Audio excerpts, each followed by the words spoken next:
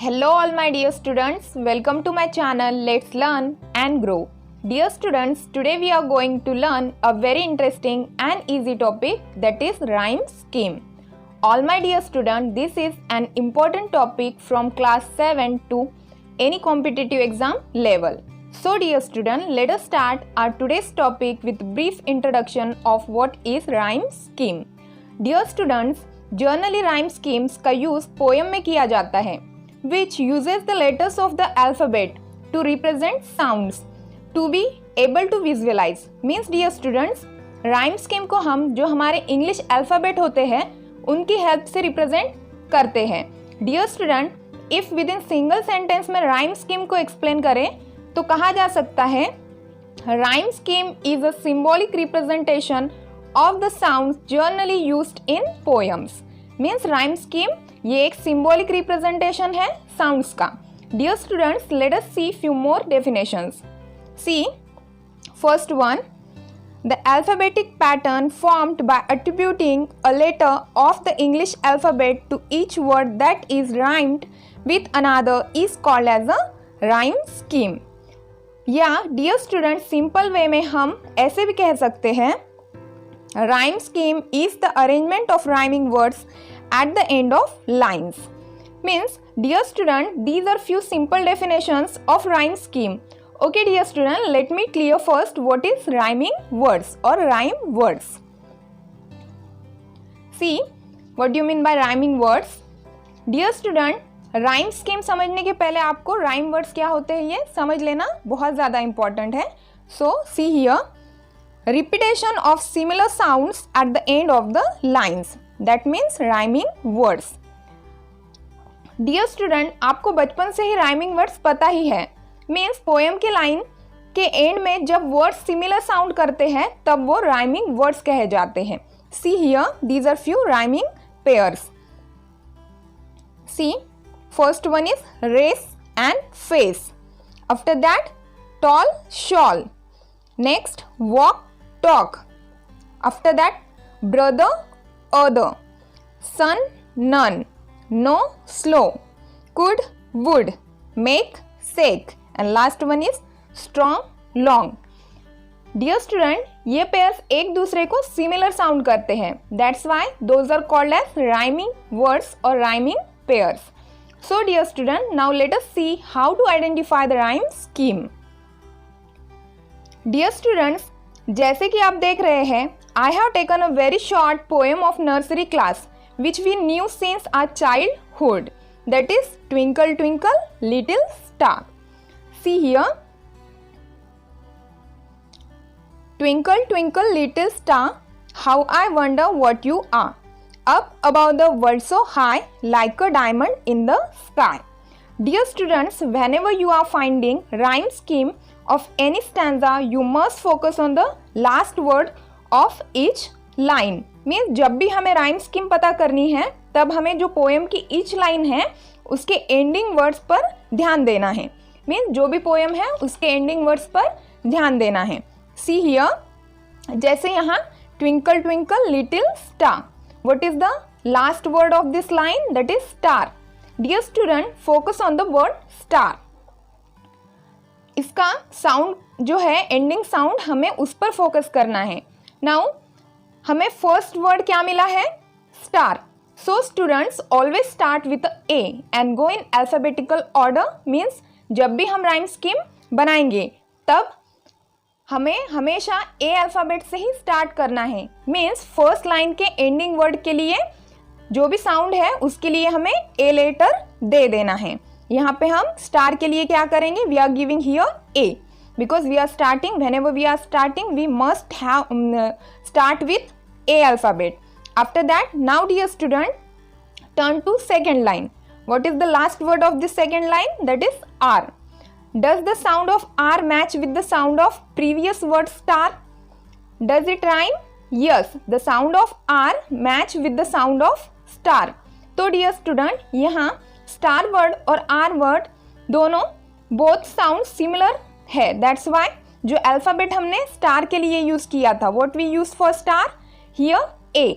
तो हमने जो अल्फ़ाबेट स्टार के लिए यूज किया था वही अल्फाबेट हम आर के लिए भी यहाँ पे यूज करेंगे, because they both sound similar. Means यहाँ पे हमने स्टार के लिए क्या यूज किया है, ए।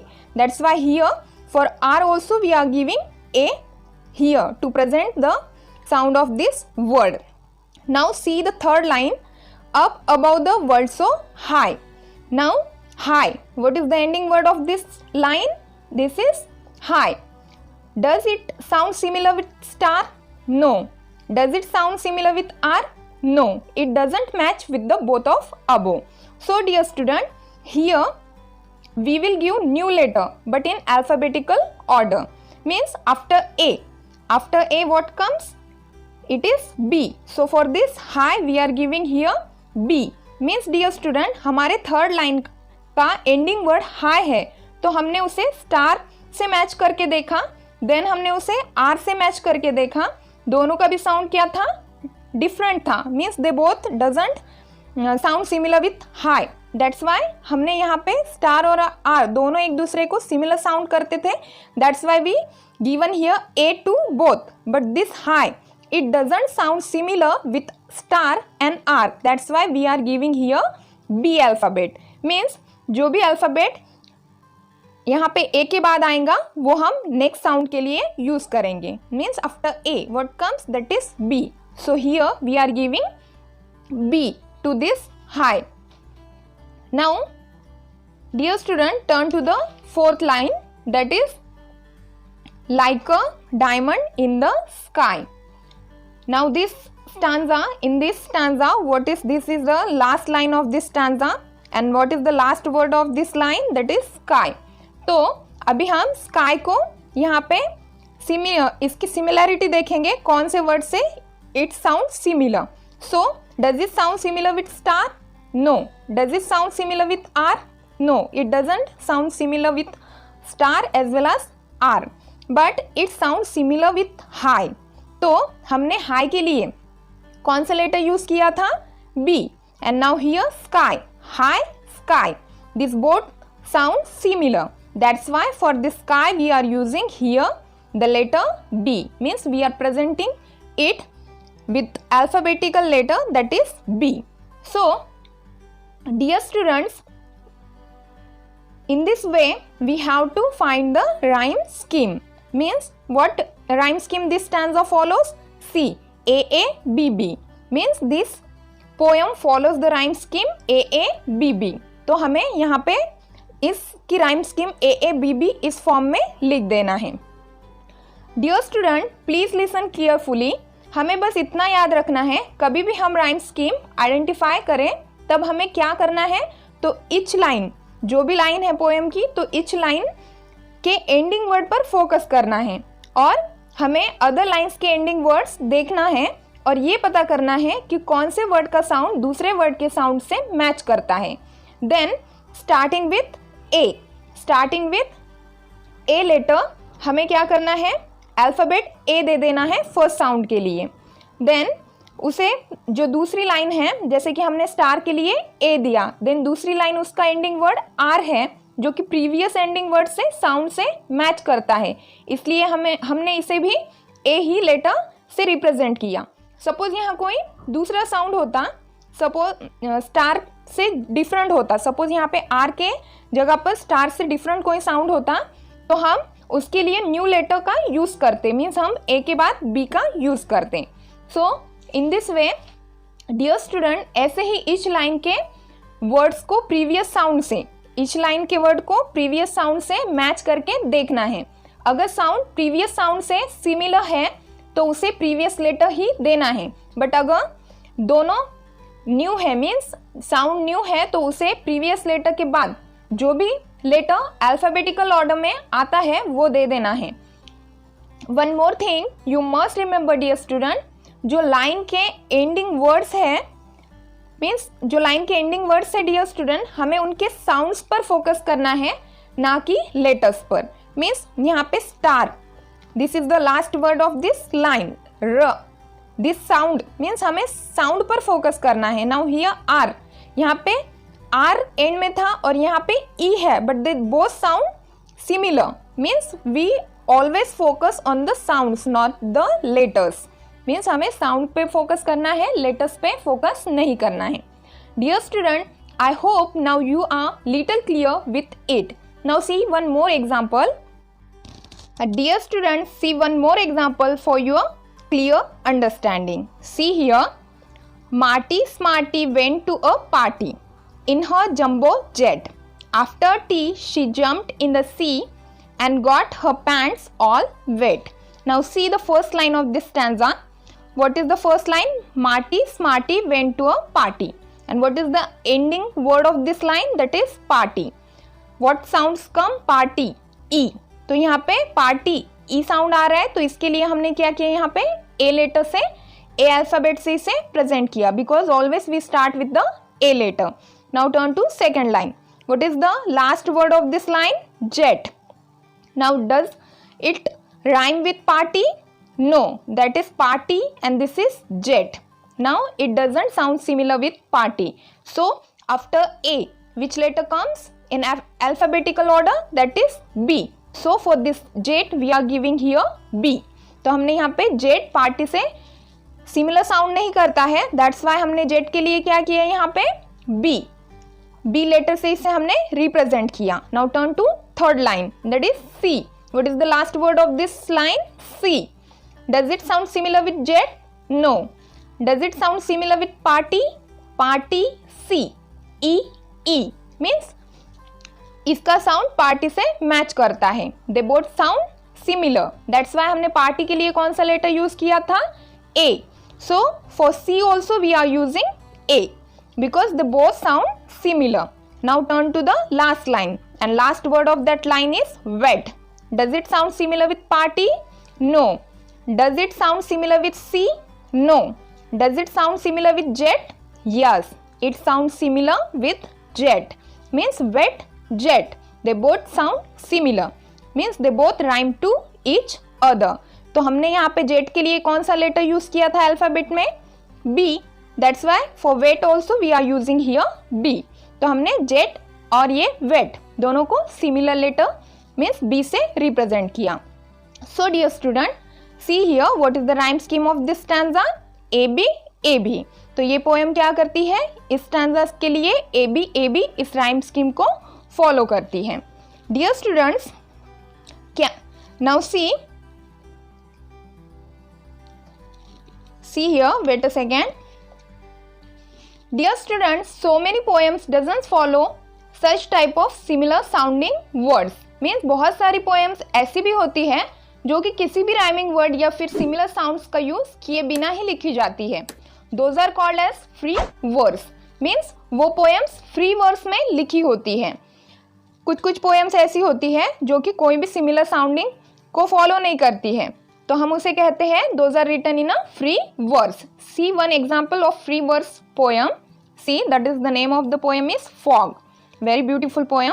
सी here. The fog comes on little cat feet. It sits looking over hard bow and sitting on silent haunches and then moves on. Now see, हम क्या करते हैं, कभी भी हमें जब भी राइम स्कीम पता करना होता है तो ईच लाइन के एंडिंग वर्ड पर फोकस करते हैं. So for first line what is ending word? Comes. Second line fit. Third line looking. Fourth line city. Next haunches and last one is on. Dear students, आप देख सकते हो यहाँ पर कोई भी वर्ड किसी के भी साथ राइम नहीं कर रहा है. Means no one is sounding similar to each other. Means कोई भी किसी के साथ सिमिलर साउंड नहीं कर रहा है. That's why this poem is written here in free verse. Means ये जो पोएम है जो कि लिखी गई है तो इसे फ्री वर्स में पोएट ने लिखा है. What is the name of the poet? Carl Standberg. This poem is written by the Carl Standberg. तो स्टूडेंट्स, आपको हमेशा पोएम देखने के बाद खुद से ये पता करते आना चाहिए कि does it follows any rhyme scheme और it is in free verse. Means poem देखने के बाद हमें खुद से ये पता करते आना चाहिए कि does the poem follows any rhyme scheme और it is written in a free verse. Now see one more example.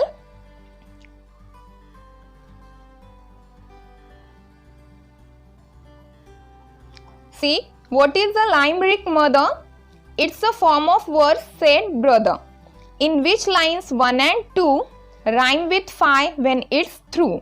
Now student, for first line what is the last word? Mother. यहाँ पे फर्स्ट लाइन का last word क्या है? Mother. तो हमने इसके लिए कौन सा अल्फाबेट यूज किया? A, because we always start with A alphabet and we represent it. Now see the second line here. What is the last word of this line? That is brother. Now हमें क्या करना है? जब भी हम second word पे जाते हैं तो हम उसे प्रीवियस वर्ड से मैच करके देखते हैं. Means does they sound similar? Does brother sound with mother? Yes, they both sound similar. Means हमने मदर के लिए यहाँ पे क्या कौन सा अल्फाबेट यूज किया था? A. That's why for brother also we are using here A, because they both sound similar. ये दोनों का साउंड सिमिलर है, इसीलिए हमने क्या किया? दोनों को एक ही लेटर से यहाँ पे रिप्रेजेंट किया.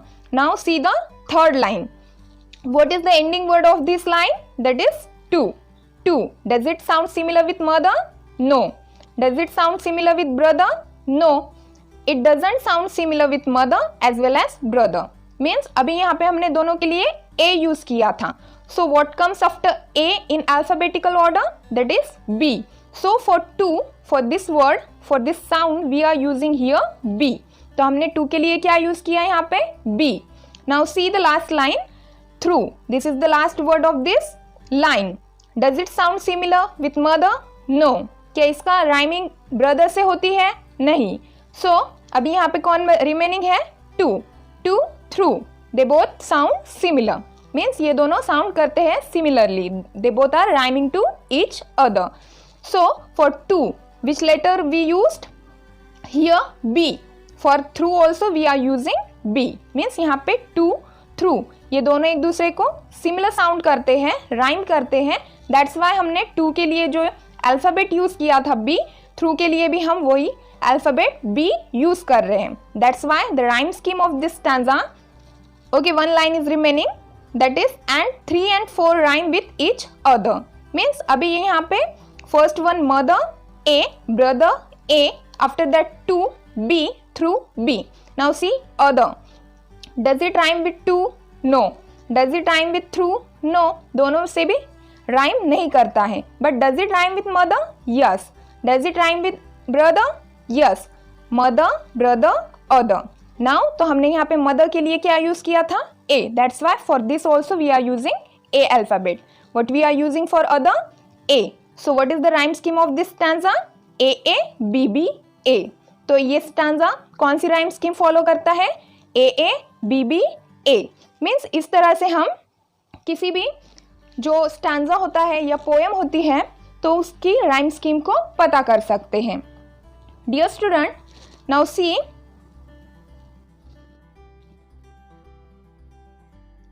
Dear student, see one more example. See one new poem that is December leaves by K. Bird. See the poem. See, wait a second. See, the fallen leaves are cornflakes that fill the lawn's white dish, and night and noon the winds a spoon that stirs them with a swish. This is the first stanza of this poem, that is December Leaves. Means, student, as you know, whenever we want to find out rhyme scheme of any poem, that time we have to focus on the last word of each line. So here cornflakes, it is the last word of this first line. For this we are giving A alphabet. Now after that turn to second line, that is dish. Dish is the last word of this line. So for this dish हमें यहाँ पे cornflakes से match करके देखना है. Does dish sound similar with cornflakes? No, they both sound differently. So in alphabetical order, जैसे कि हमने यहाँ पे A यूज किया है, after that for this dish we are using B. Means they both are different in sound. That's why we are using A to cornflakes and B to dish. Now turn to third line. The last word is noon. Noon. तो ये cornflakes से भी match नहीं करता है, dish से भी match नहीं करता है. That's why after B what comes? That is C. Means यहाँ पे हमने नून के लिए सी अल्फाबेट का यूज किया. Now spoon, does it sound similar with Noon? Yes, but it doesn't sound similar with cornflakes and dish. That's why हमने नून के लिए कौन सा लेटर यूज किया था? That is C. So for this spoon also we are using C. तो हम यहाँ पे स्पून को भी कौन से लेटर से रिप्रेजेंट कर रहे हैं? See. So see here A, B and this C, C and last one is swish. तो हमें देखना है swish किससे राइम करता है. Does it rhyme with cornflakes? No, it doesn't rhyme with cornflakes. After that, does it rhyme with dish? Yes, swish, dish. They both sound similar. Means they rhyme to each other. ये दोनों एक दूसरे से rhyme करते हैं. तो हमने यहाँ पे डिश के लिए कौन सा लेटर यूज किया था? B. That's why for this swish we are using here B. तो फर्स्ट स्टैंजा की राइम स्कीम क्या हो गई है यहाँ पर? A B C C B. A B C C B. So whenever more than one stanzas are there, तो हमें अगर एक से ज़्यादा स्टैंजा पोएम में है तो सेकंड स्टैंजा के लिए भी पहले क्या करना है? A से ही स्टार्ट करके देखना है. नाउ सिफ्टर, यहाँ पे हमने इसके लिए कौन सा लेटर यूज किया? A, because we always start with A alphabet. After that, slow. Does it sound similar with sifter? No. तो ये slow यहाँ पे इससे similar sound नहीं करता है. That's why हमने इसके लिए B alphabet यूज किया. After that, shakes. यहाँ पे shakes एक थर्ड वर्ड है, तो ये shakes यहाँ पे sifter से भी मैच नहीं करता है, slow से भी मैच नहीं करता है. That's why हमने इसके लिए C alphabet यूज किया. After that, flakes. Shakes, flakes. Does they sound both similar? Yes, they both sound similar. They rhyme to each other. Means हम यहाँ पे क्या कर रहे हैं? जो shakes के लिए C लेटर हमने रिप्रेजेंट किया था, flakes के लिए भी वो ही लेटर का यूज करेंगे. After that, snow. Last word snow. तो ये slow से मैच करता है. Means उनका राइमिंग पेयर बनता है. That's why यहाँ पे slow के लिए हमने क्या यूज किया था? B. That's why for this snow also we are using B. See here, A B C C B. Means ये second stanza भी क्या कर रहा है? First stanza की ही rhyme scheme को follow कर रहा है. Means this whole poem December leaves, this follows a single rhyme scheme that is A B C C B. तो ये पूरी poem क्या करती है? A B C C B इस rhyme scheme को follow करती है. डियर स्टूडेंट, जब कभी किसी पोएम में मोर देन 2 स्टैंजाज होते हैं तब आपको इस स्टैंजा की राइम स्कीम पता करने के लिए ए से ही स्टार्ट करना है. अगर second stanza, third stanza and remaining all other stanza एक ही राइम स्कीम फॉलो करते हुए तो आपको सब स्टैंजाज की अलग अलग राइम स्कीम लिखने की ज़रूरत नहीं है. बस उस सारी पोएम के स्टैंजाज जो कि एक ही राइम स्कीम फॉलो करते हैं उसी को पूरी पोएम के लिए यूज़ करना है. मीन्स उसी को पूरी पोएम के लिए लिख देना है. डियर स्टूडेंट, जैसे हमने प्रीवियस वीडियो में 9th स्टैंडर्ड की life poem which is written by Charlotte Bronte पढ़ी थी, उस पोएम का फर्स्ट स्टैंजा एक राइम स्कीम फॉलो करता है, but after that remaining all other stanzas follow single rhyme scheme. So dear student, उसके लिए फर्स्ट स्टैंजा की राइम स्कीम लिखने के बाद बाकी सारे स्टैंजास की राइम स्कीम एक टाइप के लेटर से, मीन्स आप एक टाइप के A B C B ऐसे भी लिख सकते हो या फिर जो अल्फाबेटिकल ऑर्डर में उसे कंटिन्यू भी कर सकते हो. Okay dear student, let me explain one more full poem that is very beautiful poem, The Road Not Taken by Robert Frost. I personally like this poem very much. See how to identify the rhyme scheme of this whole poem. Means see here, the poem is long, that's why I am not reading whole lines, just we will focus on the last word of each stanza. Means यहाँ पे हमें rhyme scheme को पता करने के लिए क्या करना होता है? जो लाइन है उसका इच, जो लास्ट वर्ड है उसके साउंड पर फोकस करना है. तो फर्स्ट लाइन का लास्ट वर्ड यहाँ पे wood. For this wood, for this sound we are using A alphabet. After that both, they doesn't sound similar. That's why A के बाद क्या आता है अल्फाबेटिकल ऑर्डर में? बी. तो हमने ये दोनों एक दूसरे को सिमिलर साउंड नहीं करते हैं, दैट्स वाई हमने यहाँ पे ए के बाद बी यूज किया. After that stood. Now stood, wood, they both sound similar, they both rhyme to each other. तो हमने यहाँ पे वुड के लिए कौन सा लेटर यूज किया था? ए. तो हम यहाँ पे stood के लिए भी क्या यूज करेंगे? A. Now see here, could. Now it is also sound similar with stood and would. Would, stood, could. Now for this could we are using A. Means AB, AA, B. And last word is undergrowth. Growth, both. They both sound similar. Means इसका rhyming इसके साथ बनता है. That's why हमने both के लिए कौन सा लेटर से रिप्रेजेंट किया था? That is B. For this undergrowth also we are using B here. So what rhyme scheme? This first stanza follows, that is AB, AA, B. Means हमारे इस The Road Not Taken poem का first stanza AB, AA, B rhyme इस rhyme scheme को follow करता है. तो अभी हमें देखना है कि ये रिमेनिंग जो 3 स्टैंजाज हैं वो इसी राइम स्कीम को फॉलो करते हैं या फिर इसमें से कोई स्टैंजा अलग राइम स्कीम को फॉलो करता है. तो स्टूडेंट मैंने ऑलरेडी यहाँ पे चेक किया है.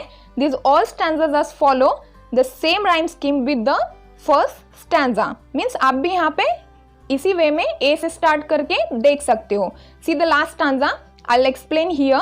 Means this two also rhyme with this only. तो हम एक आपकी क्लियर अंडरस्टैंडिंग के लिए मैं यहाँ पे इसको एक्सप्लेन कर देती हूँ.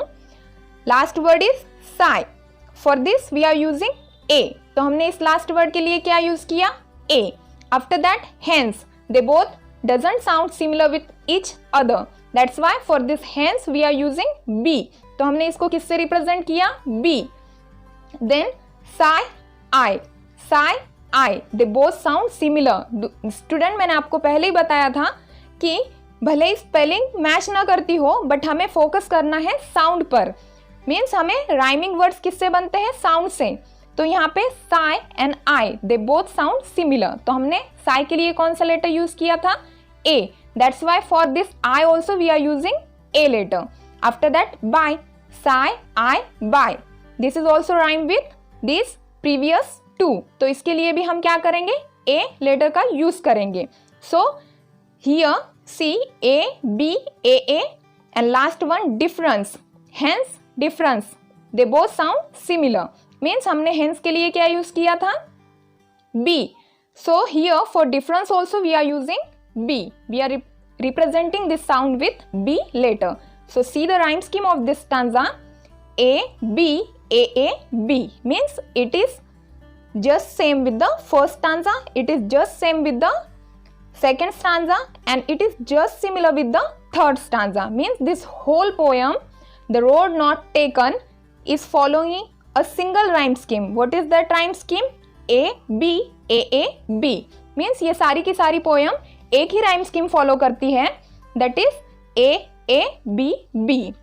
Means dear student, identifying rhyme scheme is not a big deal, but you should must understand few things. Means most important, जब भी rhyme scheme लिखना है उसे A अल्फ़ाबेट से ही स्टार्ट करना है and then जो भी अल्फ़ाबेटिकल ऑर्डर हो उसको उसके अकॉर्डिंग हमें rhyme scheme लिखना है. ऐसे नहीं कि नहीं हमें तो S लेटर हमारा फेवरेट है देन हम S से ही स्टार्ट करेंगे. ऐसे कभी भी नहीं करना है. आफ्टर दैट लिखते टाइम उसे प्रॉपरली लिखना है. मीन्स स्मॉल लेटर्स का यूज करते हुए लिखना है. These are the things which you just remember. बाकी it's a just like a game. Means ये सारी चीज़ें आपको याद रखनी है. बाकी तो ये क्या है? एक गेम की तरह है. So dear student, here see this one poem for you to find the rhyme scheme of this poem. Means dear student, ये एक poem मैंने आपके होमवर्क के लिए दी है जिसकी आपको rhyme scheme सारी की सारी poem की rhyme scheme मुझे बतानी है. Dear student, please pause the video and take screenshot of this poem and tell me its whole rhyme scheme in comment section. So, all my dear student, in this way, today we learn how to identify rhyme scheme of any poem. Dear student, if you feel the video is helpful for you, then please like it, share it and subscribe my channel. Dear students, I'll meet you soon with new topic in next video. तब तक के लिए keep learning and always remember, do the best and be the best. Dear student, don't forget to comment your answer. Thanks a lot for watching. Bye.